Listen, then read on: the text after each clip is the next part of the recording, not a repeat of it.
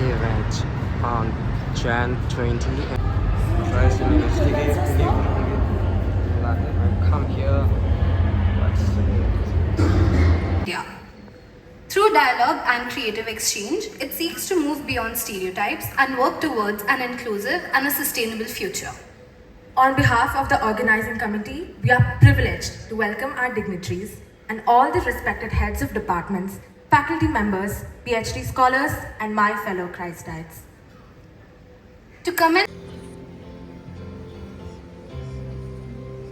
we request our chief guest, Srimati Lalran Pui and Dr. Father Joe CC to proceed towards the fourth plant.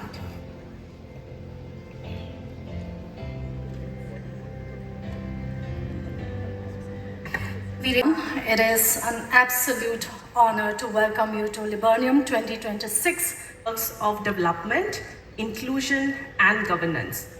We ask you to engage with the region not as a peripheral concern, but a vital contributor to shaping sustainable and just futures in India and beyond.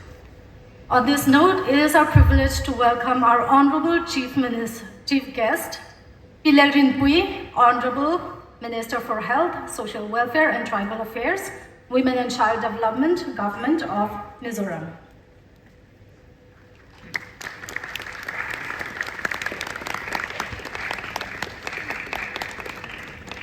Our Honorable Vice Chancellor, Dr. Father Joe CC. Previously held key leadership roles, including Pro Vice Chancellor and Director of Student Services, contributing significantly to institutional development. With that, Father, we request you to please take the stage. The title itself reminds us that what we stand at the crossroads of regions, disciplines, values, responsibilities, and collective futures. In a world increasingly marked by fragmentation like political polarization, cultural misunderstanding, or social exclusion, worldviews. Look at almost all our campuses have got representation from all states of India. And yesterday I was also sharing with almost 40 nations represent themselves in different campuses. Maite dance.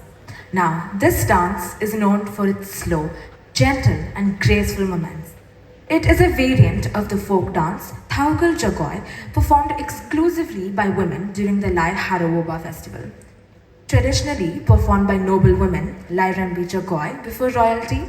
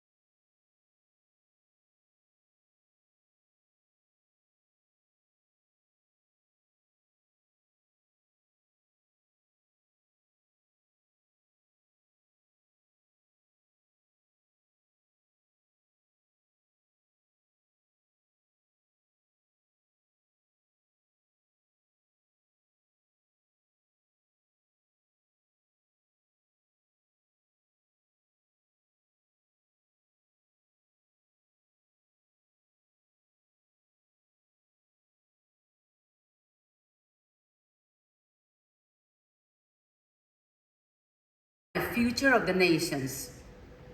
It is an honor to stand before the minds that will not only imagine but actively shape the next half century of this nation. In embracing the 2030 Agenda for Sustainable Development, India has committed itself to a transformative vision embodied in the 17 Sustainable Development Goals. This commitment is not merely international in nature, it is deeply local in responsibility. And our people were made in distant rooms. But as we sit here in 2026, the compass has shifted. The crossroads is no longer a site of confusion.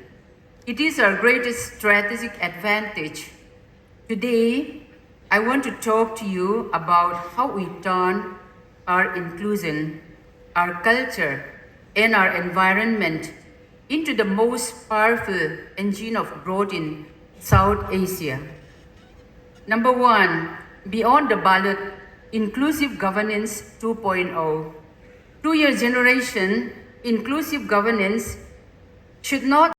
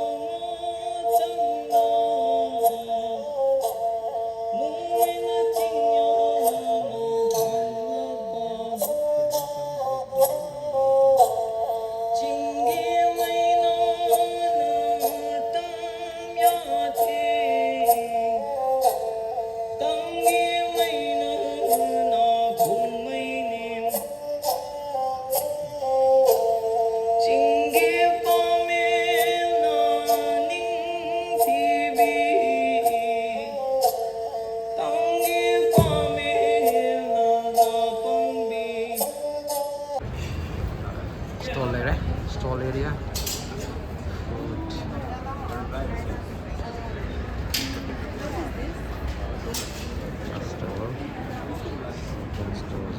Display area.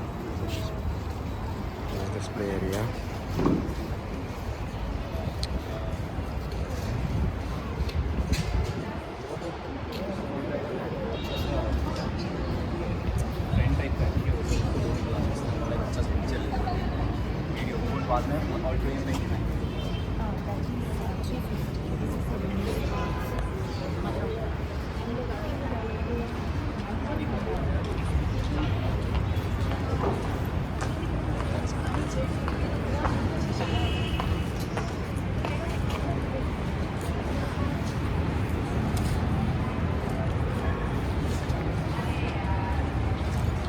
Student stall. This is a student stall. So just introduce and talk about this. So basically, we learned how to create games in our first year, and whatever concepts we studied in history, we learned to apply them and create a game. Apart from that, the thing, anything you want to say? What is this game all about? Brief. It's a trivia game. Basically, you can choose your country which you play, and then you roll dice, and whatever this thing it lands on, there will be questions regarding that particular niche, like the League of Nations. You will get questions from about the League of Nations, and you can answer, and that will give you points, and then you can keep account of the points. Okay, thank you. Do you think these historical boundaries continue to discipline identity today? Not just culturally, but also administratively or politically. How do you see that? Catching up with the rest of the country, there's a popular narrative around that. So from a sociological perspective, what do you think is being sacrificed in this pursuit of development, especially in terms of maybe customary land systems or local governance structures, or maybe it's cultural autonomy? Thank you. We have to look in the other way around sometimes.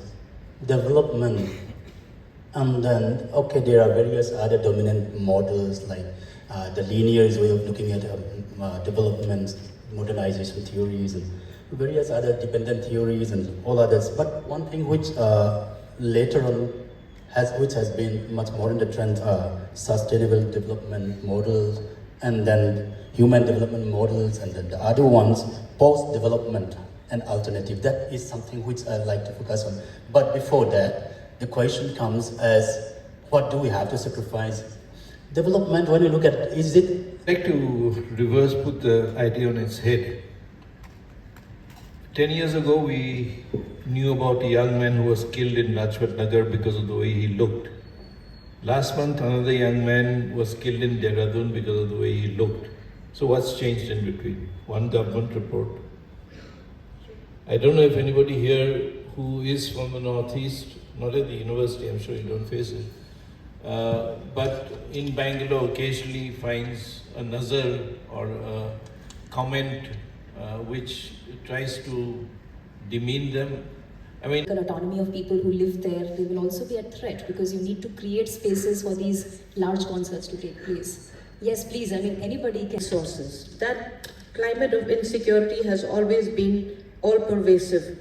So, and then when you talk of the Act East policy, for instance, you're trying to tell the Northeast that you have a gateway to the rest of Southeast Asia. But you did that, or rather the government of India did that without ever consulting us, the people there. We didn't know what are we going to sell to Southeast Asia that they don't already of decision on how to redeem this. How do we bring things back to normalcy, if there is such a thing as normalcy in Manipur?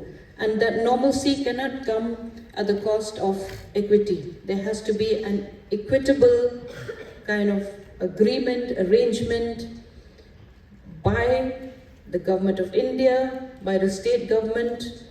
So you see, in about the Northeast, what happens is one issue crops up, we all raise hell, and then it comes down and we forget about it. Now most of us have forgotten Manipur because the killings have come down. Can we have some kind of voices of dissent about the inequities happening in that region? Where will that voice come from, if not from the intellectuals in this room?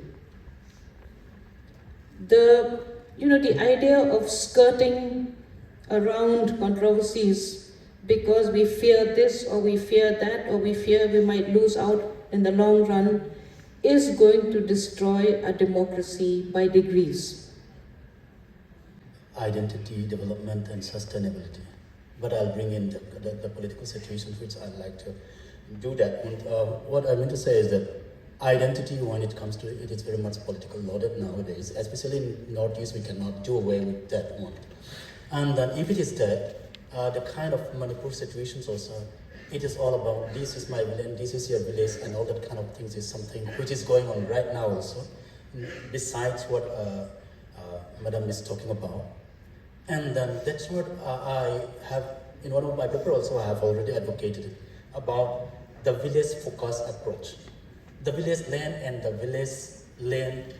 village community have the right to use that village land. If it is your own tribe also, if they're coming from other villages, they will not be able to make use of that land. So every development, if it is on the need base of the kind of that village, and then that will be a community participation and involvement through that, as I said in the discussion also, whatever they have been doing for their survival, let them do it better and improve with certain kind of technologies and scientific know-how. So village land, village community benefit from their land has to be not by the crony capitalists or various other things, by flattening the mountain or the hills, but the village people, the community should benefit from the so-called ancestral land which they have been inherited. If it is that one, that will be sustained. Lunch time. हमारा north east leader खाना खा रहा है. ये दोनों लड़के performance के